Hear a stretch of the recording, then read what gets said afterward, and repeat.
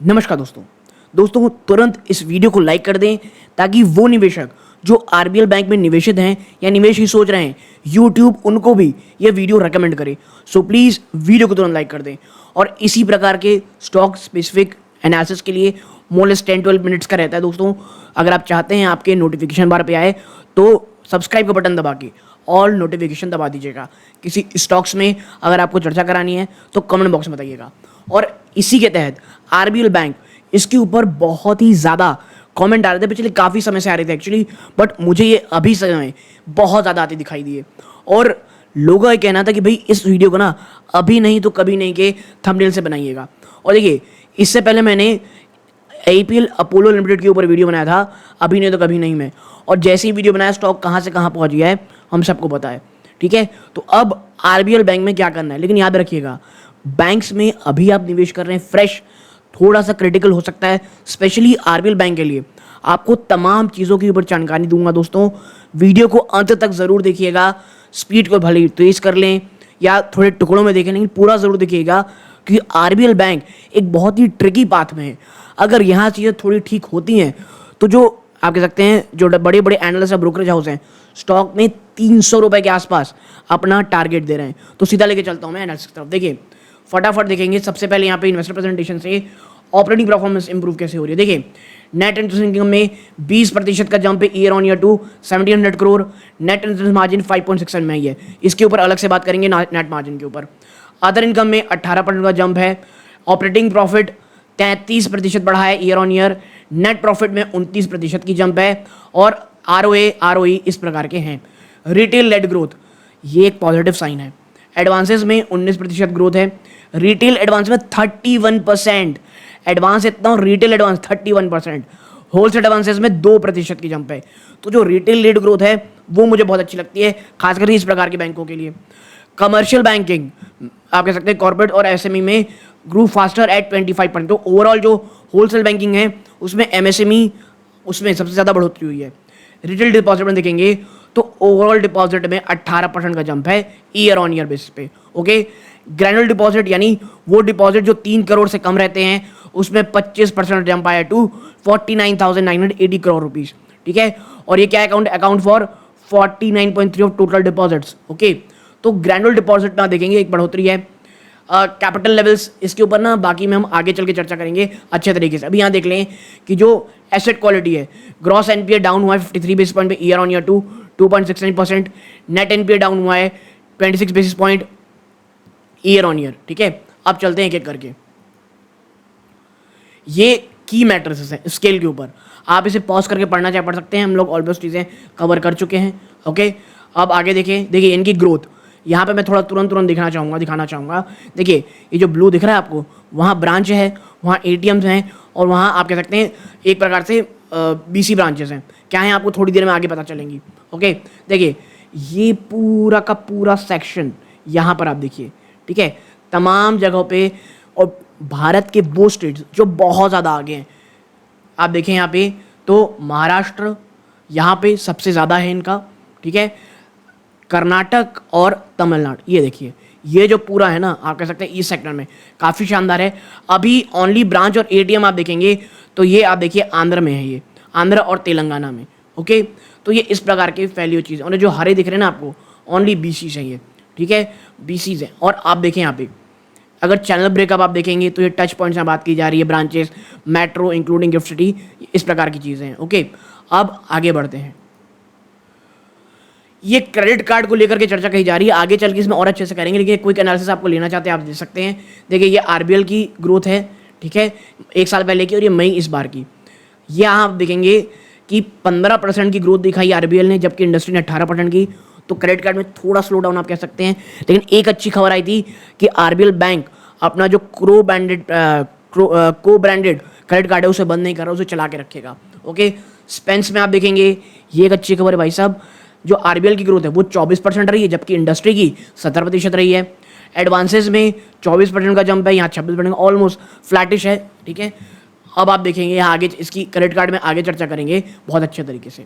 अब देखिए credit card segment में कहाँ पर क्या है, और मैं इसलिए दिखा रहा हूँ दोस्तों क्रेडिट कार्ड ना एक्चुअली आने वाले से मुझे ऐसा लगता है अभी ना एक स्टैग्नेशन पीरियड चल रहा है, अभी कस्टमर एक्वायर का पूरा समय चल रहा है, तो थोड़ा लंबा समय ऐसा रहेगा जहाँ पे आपको उतार चढ़ाव ज़्यादा देखने को मिलेंगे। लेकिन आने वाले 10 सालों में ये वो सेगमेंट होने वाला है जो बहुत बहुत कारगर होगा बैंक्स के लिए। ओके, तो ये चीज़ें आप पॉज कर इसे देख सकते हैं। अब आते हैं मेन चीज़ की तरफ। देखिए, सबसे पहला आरबीएल का एक्चुअली फोकस क्या है। तो देखिए, आरबीएल में आप देखेंगे ना कुछ मॉडरेशन देखने को मिला है क्रेडिट ग्रोथ में ईयर ऑन ईयर 19% रहा है, क्वार्टर ऑन क्वार्टर 3% रहा है सिर्फ। क्यों? Mainly due to construction in corporate book में कमी देखने को मिली, अनसिक्योर्ड लोन वहाँ पे आपको स्लो डाउन देखने को मिला। इसके साथ ही साथ आप आगे देखेंगे बैंक ने बहुत ज़्यादा स्लो डाउन भी देखा है नए कार्ड एडिशन में, और ऐसा इसलिए हो सकता है कि लगातार आप देखेंगे तो स्ट्रेस बढ़ता दिखाई दे रहा है अनसिक्योर्ड लोन में, और आरबीएल बैंक के लिए एक इशू था, ठीक है, and has certainly implemented a prudent strategy. उन्होंने अभी कहा है कि भाई अब थोड़ा सा स्लो जाना है, क्वालिटी की तरफ ज़्यादा जाना है। माइक्रो फाइनेंस इंस्टीट्यूशन में ग्रोथ में आप देखोगे तो वहाँ पे भी स्लो डाउन देखने को मिल रहा है थोड़ा सा, और ये है भाई सीजनल फैक्टर्स के कारण, और जो राइजिंग स्ट्रेस आपको देखने को मिल रहा है इस सेक्टर में। और मैं आपको बता दूं आरबीआई जो है हमारी, आरबीआई की बात कर रहा हूँ, आरबीएल की नहीं, आरबीआई लगातार एम्फसाइज कर रही है तमाम बैंक्स को, एनबीएफसीज को, तमाम लोगों को माइक्रो फाइनेंस की जो बुक है उसे क्लीन कीजिए, वहाँ फोकस कीजिए, वहाँ स्ट्रेस बढ़ रहा है, और यहाँ पे भी उसी बात की प्रचारक है जो हम यहाँ कह रहे हैं, ठीक है। इसके साथ ही साथ लेकिन bank is ramping up it's SME और सिक्योर्ड रिटेल बुक जिसमें mortgage with a clear focus और हेल्थ। और देखिए, आने वाले समय आप देखेंगे जो आरबीएल बैंक है वो अपने सिक्योर्ड लोन के ऊपर ज़्यादा ध्यान देंगे, ओके, जिस कारण थोड़ा सा आपको मार्जिन में इशू देखने को मिल रहा है, ठीक है। नाउ मैनेजमेंट ने गाइड क्या है, nearly flat margin second quarter में जो इंप्रूव होते दिखाई देगा, वहां से सेकंड क्वार्टर के बाद से बेटर पोर्टफोलियो में इस कारण। तो एक चीज़ याद रखिएगा, सेकंड क्वार्टर थोड़ा सा स्लाइटली डिसपॉइंटिंग हो सकता है। अब कुछ अन्य मेजर पॉइंट देखिए, जो ऊपर हमने चर्चा की, भाई सब स्ट्रेस लगातार बढ़ते दिखाई दे रहे हैं अनसिक्योर्ड लोन में। ऐसा कैसे कहा जा रहा है, आप देखें आगे यहाँ पे दैट जो ग्रॉस स्लिपेजेस है ना वो अभी भी काफ़ी एलिवेटेड दिख रहे हैं। कैसे?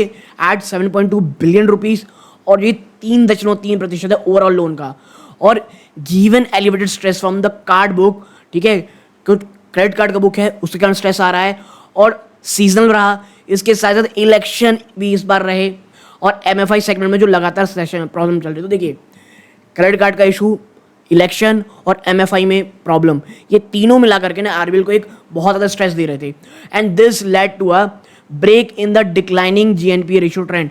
और जो लगातार एक गिरावट देखने को मिल रही थी आपको ग्रॉस एनपीए में, उसमें गिरावट हुई, और 5 बेसिस पॉइंट का आपको जंप देखने को मिल रहा क्वार्टर ऑन क्वार्टर टू 2.77%। ऊपर जो हम चर्चा की वो ईयर ऑन ईयर था, यहाँ क्वार्टर ऑन क्वार्टर बढ़ते दिखाई दे रहा है। लेकिन बैंक बहुत हद तक डिटरमिनेड है दोस्तों, यानी मानता है इस चीज़ को कि यहाँ से gradually build a contingent provision buffer apart from healthy specific PCR more than 70%, ठीक है। लेकिन देखिए, यहाँ पे लेमन भाषा में बात करें, ज़्यादा टेक्निकल ना जाते हुए, बैंक ये चीज़ को समझ रही है और आने वाले समय में इस चीज़ को काउंटर करेगी और वहाँ पे ध्यान देगी, और यही कारण है सिक्योर्ड बुक की तरफ बैंक ज़्यादा देख रही है, ओके। अब देखिए, name is up 22 base point, net interest margin होगा 22 बेस पॉइंट का तो बड़ा है इन क्वार्टर क्वार्टर, बट जो द कोर है वो स्टेबल है। इसका मतलब क्या हुआ भाई साहब? तो इसका मतलब आपको यहाँ देखने को मिलेगा कि जो एडवांसेस में आपको यील्ड देखने को मिले वो भले ही इंप्रूव हुई है 10 बेस पॉइंट की क्वार्टर ऑन क्वार्टर 40.2%, लेकिन जो द कॉस्ट ऑफ फंड है और डिपॉजिट्स है उसमें भी आपको बढ़ोतरी देखने को मिल रही है 10 बेस पॉइंट की क्वार्टर ऑन क्वार्टर।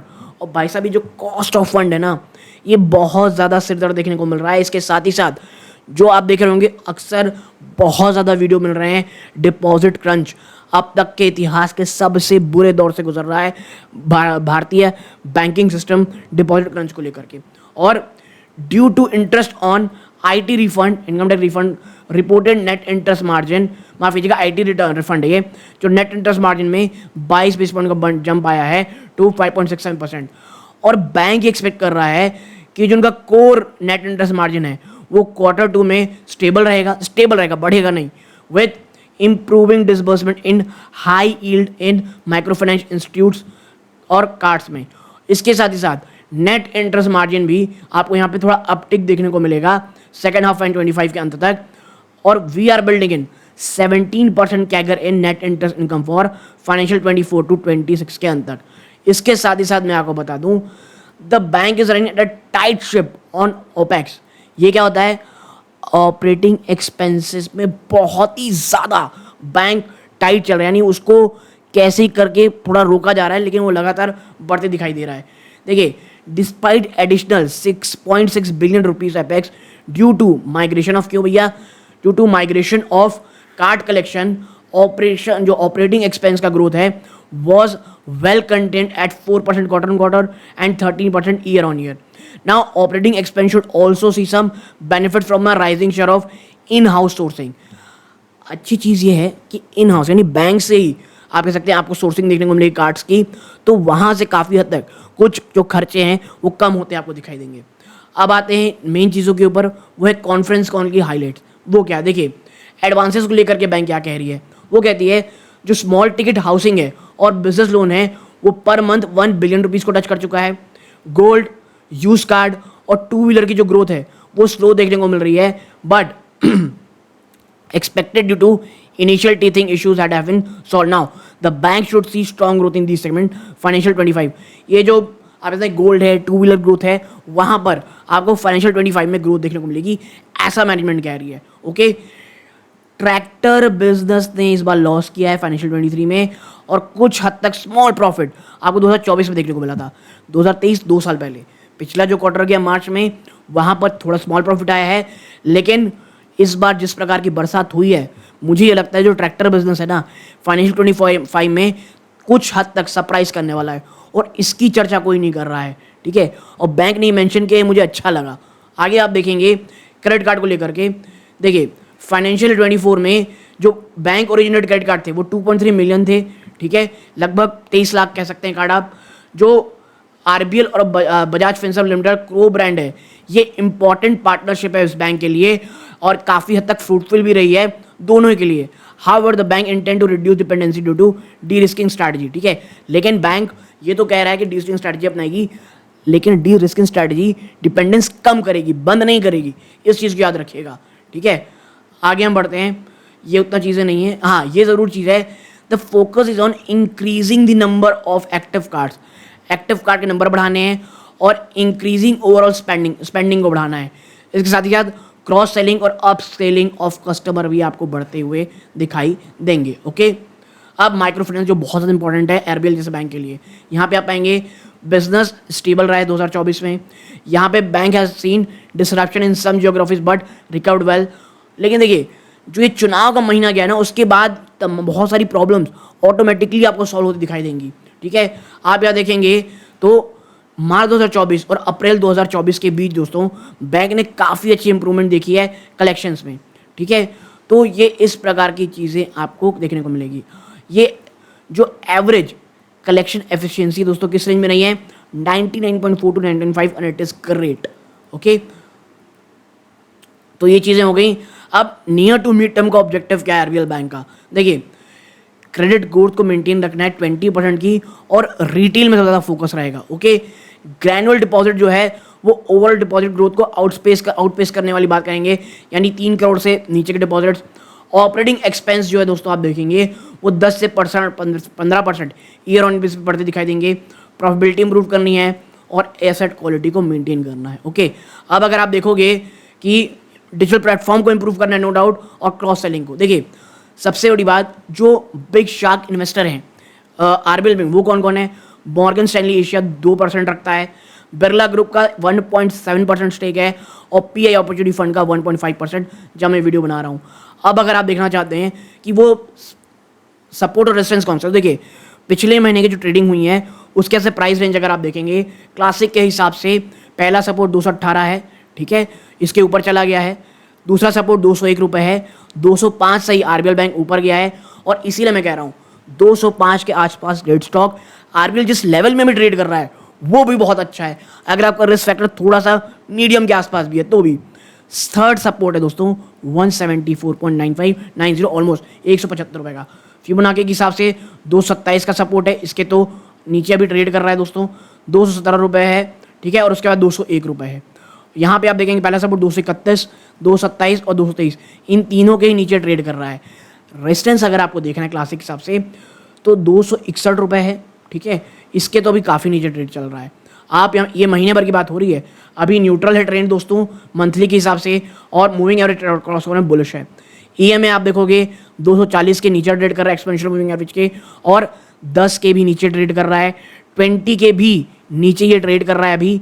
तो 50 क्या है 237, मुझे लगता है 20 उसके बाद 50 के जैसे ही ऊपर जाएगा स्टॉक तो तेज़ी आपको काफ़ी ज़्यादा देखने को मिलेगी दोस्तों, ठीक है। तो थोड़ा लॉन्ग टर्म व्यू रखें RBL बैंक के ऊपर। 200 एक काफ़ी बड़ा साइकोलॉजिकल सपोर्ट है, अगर वो टूट जाता है तो थोड़ा बहुत इशू होगा, लेकिन मुझे लगता है अगर बाजार नॉर्मल तो थोड़ा नेगेटिव रहेगा, उसके बावजूद 200 तोड़ना RBL बैंक के लिए थोड़ा मुझे टफ दिखता है, ठीक है। तो एक छोटी सी एनालिसिस आप लोगों को शेयर करनी थी। वीडियो अच्छी लगी हो वीडियो को लाइक करके चलो सब्सक्राइब जरूर कीजिएगा। ये सूर्यकांत है, जय हिंद दोस्तों।